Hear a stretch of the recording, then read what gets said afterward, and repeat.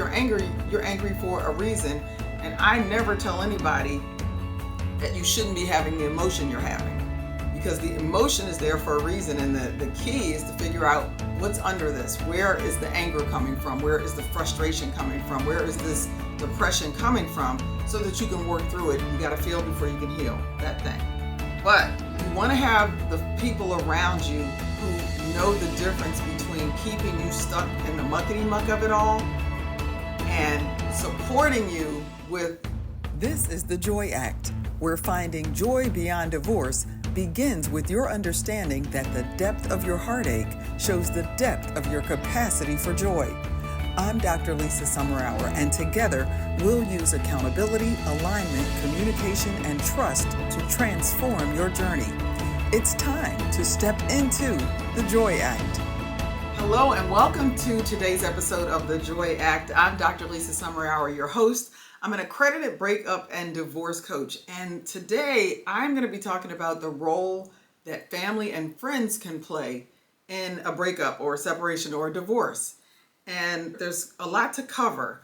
So I hope if you are going through a divorce right now, or you've just come through one, that you have been using your family and friends or invited them to be part of your support team. And if you're watching this and you are a family member or a friend of somebody who's going through this, hopefully this will give you some information and some guidance on how you can help them. One of the things that it's important to know, and this won't be a surprise to anyone, the role that family and friends can play whenever we're going through something as stressful as a divorce. It is the second most stressful experience in a person's life behind the death of a loved one. And so when you think about it in those terms, when you understand it from that perspective, it makes total sense that it will feel like your entire life has been flipped upside down.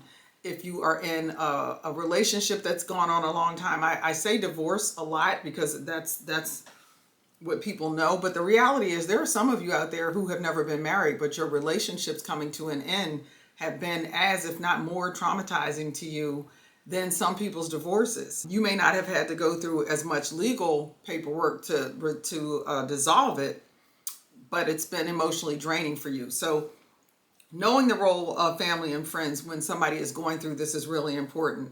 And I just want to talk about something that happened to me just to bring home just how important you can be in somebody's life. And if you are the person going through it, for you not to shut out everybody in your life while you're going through this, thinking you want to get through it on your own.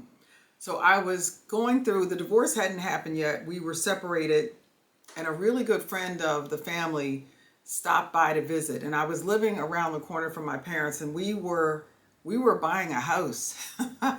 We were buying a house when we split up. And I ended up moving into the house. And it was difficult because when you're buying a home and you think this is going to possibly be the forever home where we're going to raise children, and it was that kind of home. And now I'm in this place by myself and I am doing all of this renovation. I tell people that DIY was my therapy. I also tell people I was my first client, and this was one of those situations where I realized, yeah, this is when I became my first client. But this friend of ours came to visit, and the words that he shared with me during that visit were powerful.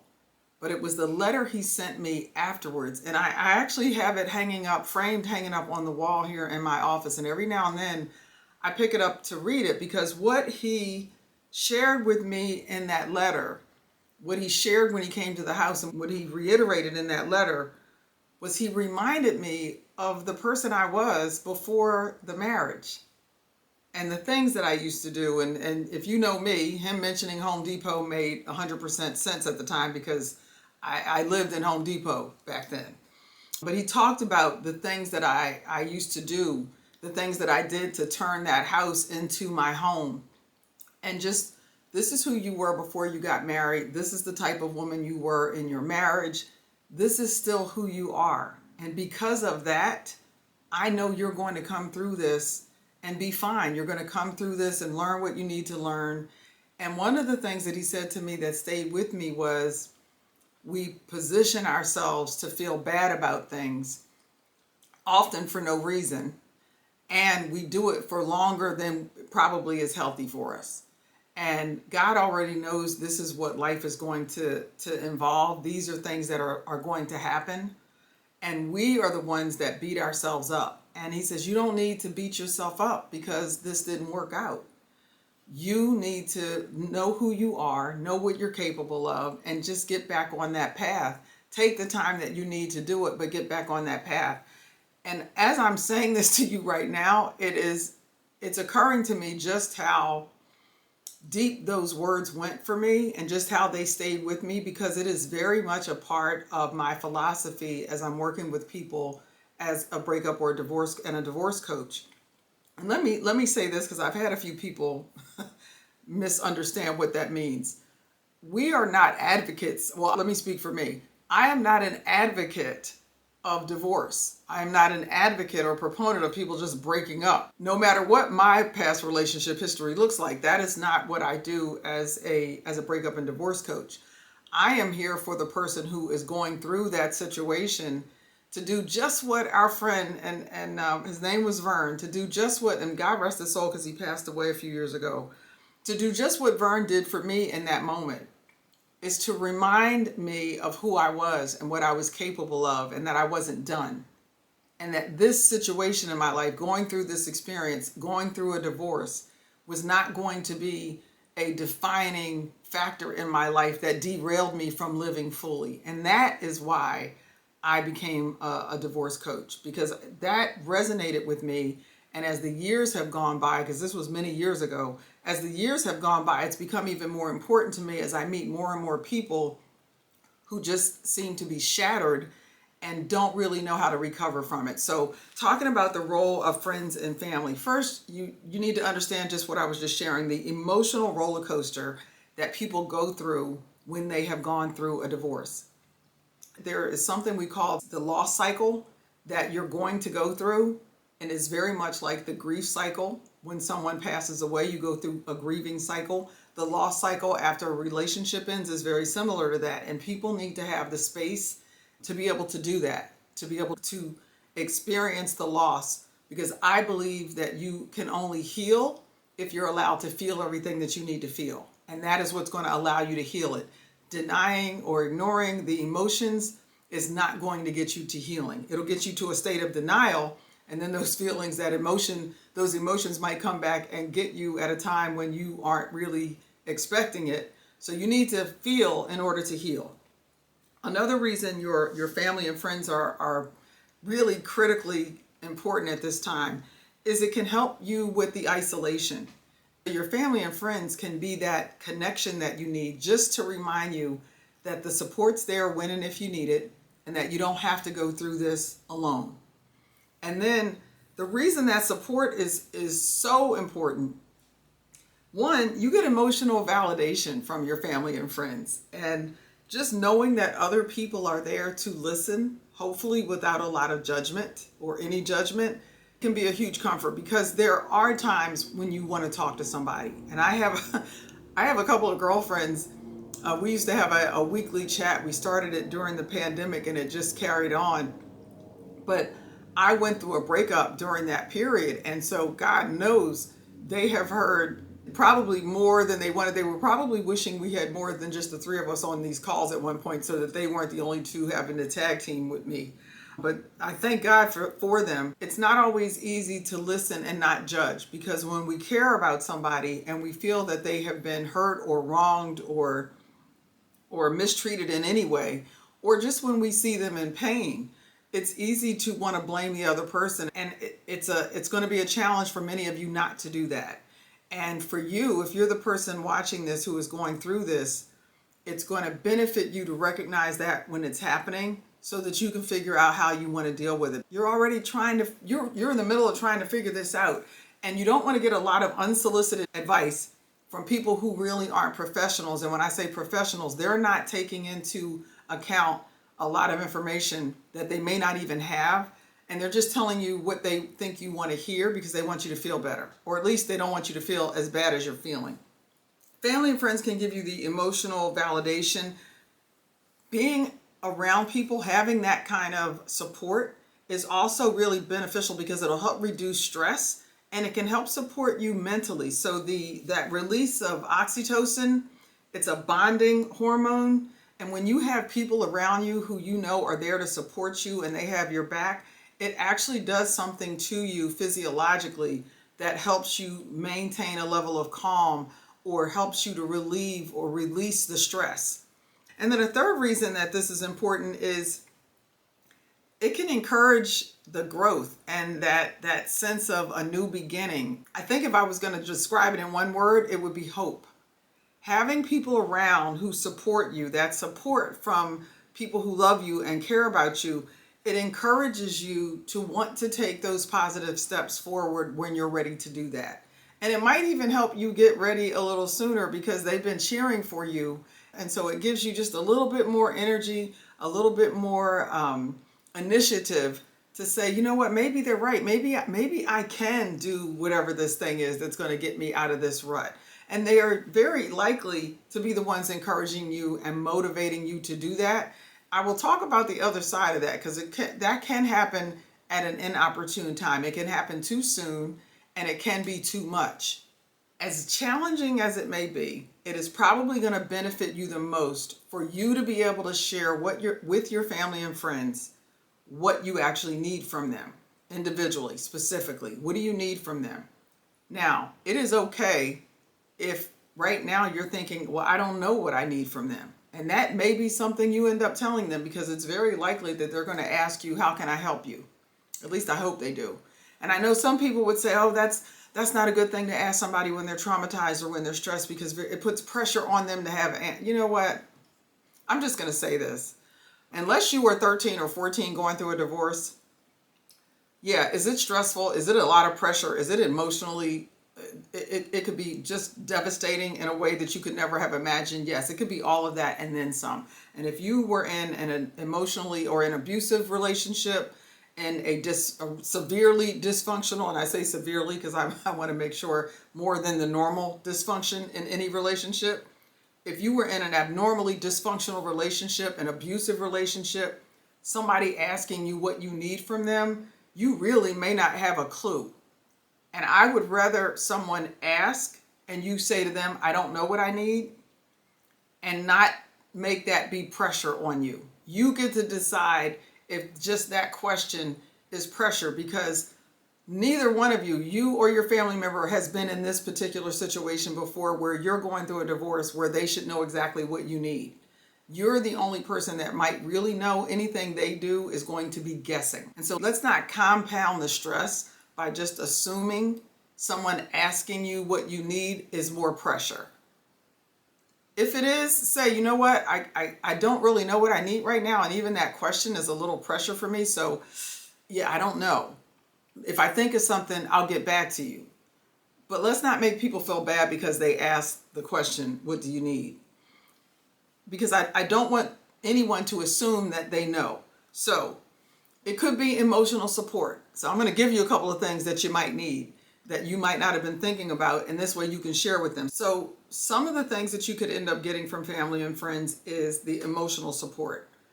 Family and friends can offer a safe space where you can actually express the things that you're experiencing, your thoughts, your feelings, and just that kind of support can be a foundation for healing as you're moving forward and moving through this. Another thing with family and friends is the boundaries and the expectations. And this, I think, could be one of the most challenging things. Family members can have really strong opinions, and I'm going to use my family as an example. You've built a successful career, checked all the right boxes, but after divorce, why does it feel like everything is falling apart? Searching for answers online at 2 a.m., it will not bring you peace. Neither will pretending you're fine when inside you're anything but. I remember those feelings, the exhaustion, the anxiety, and the frustration from feeling stuck. It seemed like no matter what I did, I could not figure out a way to move past the pain. If you are dealing with a divorce while you're also managing your career, I've been there. Things didn't get better for me until I stopped waiting for time to heal me and I took control of my own healing. And that's how this came about. That's why I designed the 4 essential steps to creating joy after a difficult divorce. It's a masterclass for accomplished women just like you who are ready to move forward. It's time to break the cycle. Imagine waking up feeling lighter, knowing exactly what to do next, and rediscovering your joy, not just surviving, but thriving. In this masterclass, you'll learn the biggest mistakes that keep you stuck in divorce pain, why traditional recovery methods don't always work for high-achieving women, and the 4 essential steps to rebuilding your confidence and joy. Give yourself permission to stop reliving the past and start designing the future you deserve. Register today. My mother has 4 sisters, so she grew up in a house with a bunch of women, and they were very strong, opinionated women who didn't have a whole lot of reserve or reservation about speaking their mind and sharing their opinions. So it's advice that you didn't know you wanted because you never asked for it, and it may or may not be beneficial to you. So I'm gonna put that all out there. One of the things that's really important when you're going through something like this is to not have a bunch of people around you that are imposing their views and their perspective and giving unsolicited advice at a time when, one, you're not really even ready to process it because you're still trying to process what you've experienced. 2, the advice that you're getting may not even line up. So you're getting all of this different information and it's just making it more difficult for you. And it's really making you not want to communicate with these people because that is actually putting more stress on you. And so you want to be able to understand what you need so that you can set some clear boundaries. And one of the ways you can set boundaries is depending on who you want to let into your space at this point. There are going to be some people that, because they don't know how to respect your boundaries and they have unrealistic expectations of what you should be doing right now, you're going to have to kind of long handle spoon them. You're going to have to love them from a distance and not talk to them as often and not talk to them in much detail if you aren't able to say, you know what, this isn't something I want to talk about right now. Or I appreciate your advice, but I'm really not ready to hear this. If you're not ready to have that kind of conversation, then it's okay for you to figure out a way to deal with that person a little bit less frequently. Another way that your family and friends can help is those relationships actually can help you rebuild trust. Very often at the end of a relationship, during or after a divorce, the trust has been shattered. And it may have been because of infidelity in the relationship. It could just be that you never expected the relationship to end. And just the fact that it is ending causes you to just not trust other people or things or situations or even yourself.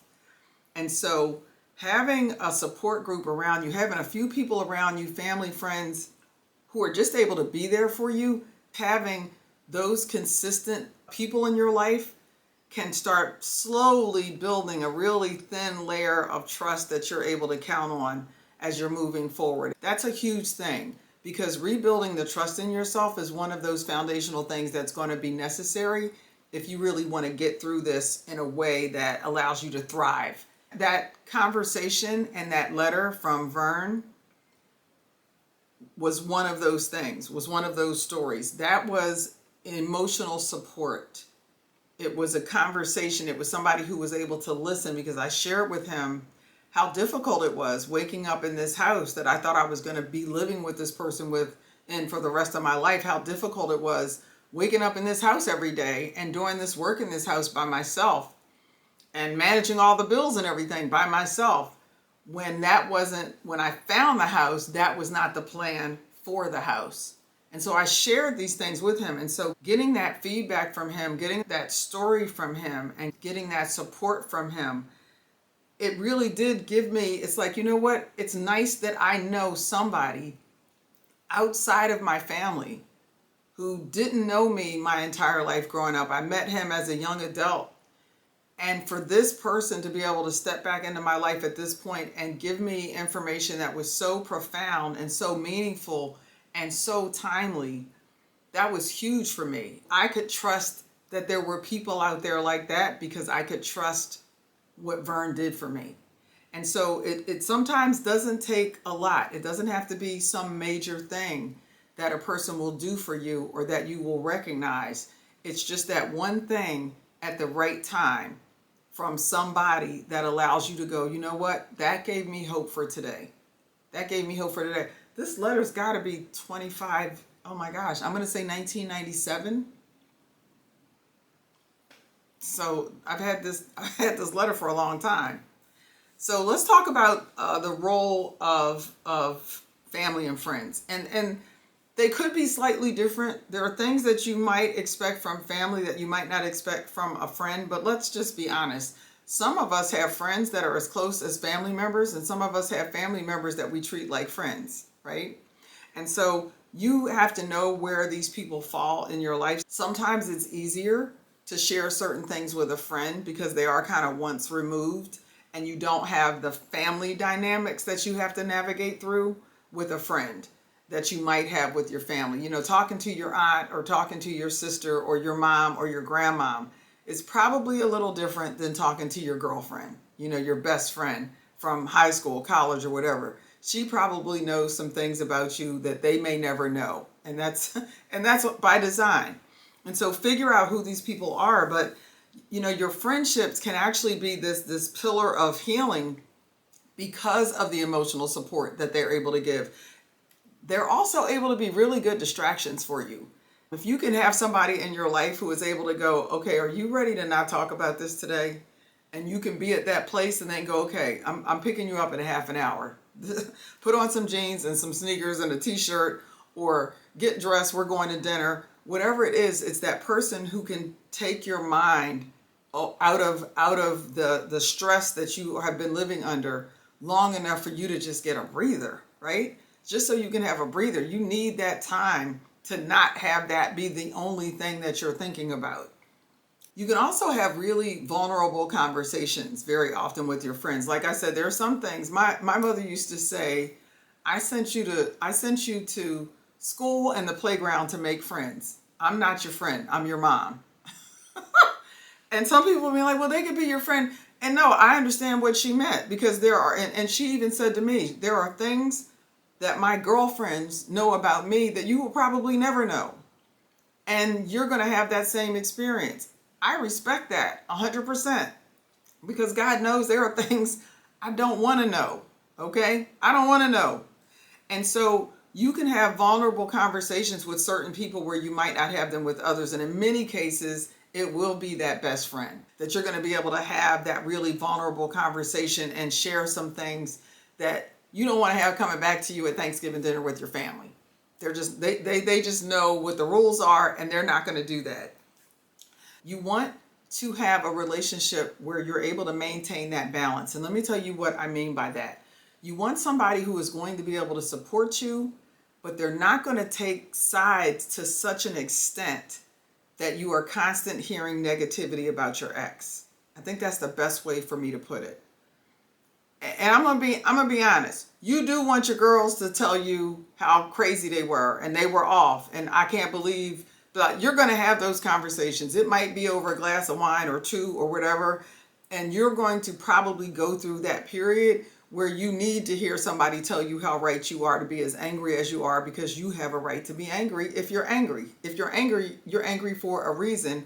And I never tell anybody that you shouldn't be having the emotion you're having, because the emotion is there for a reason. And the key is to figure out what's under this. Where is the anger coming from? Where is the frustration coming from? Where is this depression coming from? So that you can work through it. You got to feel before you can heal that thing.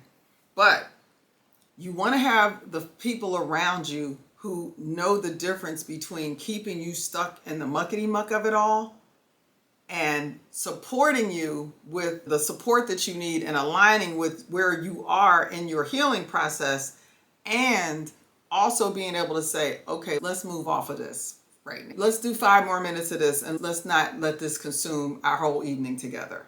I don't want to talk about this person anymore today. Tell me what else you've been doing. So what did you do this week that made you feel good? You want somebody that's able to do that. And unfortunately, sometimes we can bond through trauma, we can bond through positive experiences, and we can also bond by complaining. Complaining is actually another way that we bond with people. The trick of it is one of us needs to know when enough is enough. And if that's the only thing that the conversations with this person are about, is everything that went wrong, everything you did, or everything your ex did, or everything you didn't do, or would or should have done, that's probably not somebody that you need to have around you at this point, because you don't want your situation to be you stuck in that muckety muck and those kinds of conversations, because after they leave, that's still going to be what's circling and going around in your head. It's the fine line between supporting you, your girl's got your back, yeah, you're right, he wasn't worth your time. You can go through all of that. We want move through all of that. And then enabling you to the point where that's all you're hearing. And you're just now going to be stuck, because this gets you into that victim mentality where you're just badgering and battering your ex, just talking about everything that they did. There is a time and a place for that. There's actually an exercise that involves remembering those things. There can be some benefit in that. But if you find that you've got a person in your life that's all they want to keep reminding you of, you need to be mindful of that, because you don't want somebody else dragging you back into your past once you've already moved beyond that and you're in a place where you're healing from it. And every time you talk to them, they want to drag you back into it. That's not going to benefit you. So you want someone who's going to be supportive, but they're not going to be enabling. Unhealthy coping mechanisms is what that would look like. You also want to make sure that the people around you give you the room that you need to actually heal. So you heard me say earlier, you got to feel before you can heal. And sometimes it isn't you. Sometimes the people that care about you are so uncomfortable seeing you in pain, seeing you go through the loss cycle, these emotional stages. It's so uncomfortable for them that they want to rush you through the process. Don't rush through your healing process. And you may have to find the language to share that with them. And the language does exist, but you need to be mindful that you're not being rushed through your healing process. Some of the great things about having folks around you who really know you is they really can encourage you to start over. They can be the ones that are cheering you on as you're stepping out and starting this new phase of your life. I like to call it the Joy Act, A.A.C.T, for my proprietary framework. But they really can be those people that when you say, you know what, I'm ready to go do something, those are the folks that are ready to meet you where you are and take you on that ride or go on that ride with you. So make sure you have identified or start to identify who would that person be. Who, even if you're not ready, even if right now you're watching this going, oh, I don't even want to get out of bed. I want you to take just 2 minutes and I want you to think, okay, if I was ready to just say, I am ready to start over, I'm ready to kick this new part of my life off, I'm ready to jump in to her Joy Act phase of life, who would that person be that would be most likely to go, I'm with you? Just think of that person. Think of that person. Lock that in there, because when you get to that stage, you can call them and tell them, I thought of you months ago and I'm ready now. I'm ready to move forward with this. I'm ready for this new stage of my life. This could be a good time for that, and it's probably going to be a close family member or friend who's alongside you when you do these things, right? And so you basically have this built-in mini support system. This is a fraction of when I talk to people about creating a support team, your family and friends are just 1 or 2 components of that. Overall, it's that positive reinforcement that you're going to want to have around you at this particular time in your life. I'm going to give a couple of tips for family and friends, just in case you are watching this and it's not you, but it's somebody that you know. Here are a couple of things that you can do. 1, be present. Don't offer unsolicited advice and respect boundaries.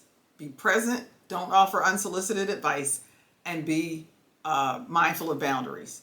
Now, as I said before, my family, this would be a struggle. We have something that I'm going to nickname it the network, the Gossip Network Central, because with so many people in my family, and I'm talking 4 to 5 generations of us at this point, the gossip mill is just like always open for business. I think we've gotten better as all of us have aged a little bit. I want to believe we've gotten a little bit better.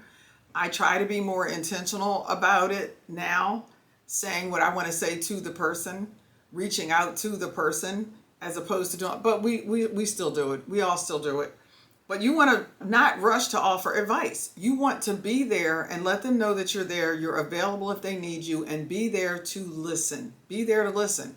And be mindful of the boundaries. Respect their boundaries. You can ask the person, what do you need? Or if you want to give suggestions, you know what their situation is. Are you dealing with somebody that this has just crushed them? They don't even want to get out of bed. They're not eating. Offer to take them dinner. Offer to bring them a meal. Or if you know them well enough, just make the meal and drop it off and then leave. Maybe they haven't really felt like entertaining or being around anybody, but at least if you leave the food, you got a good chance they're going to eat, at least for a day or two, right? If they have children and you're comfortable babysitting, you can offer to come and watch the kids right in the house, because that hour or 2 hours will let them go take a hot shower or a long bath, maybe a nap, maybe just to go sit someplace and read a book and know that their kids are being watched. And you can pick them up and take them somewhere, or you can do it right there in the house. So there are some things that you can offer, but that's when you really know the person well enough to go, okay, these are some things I can offer that might help them.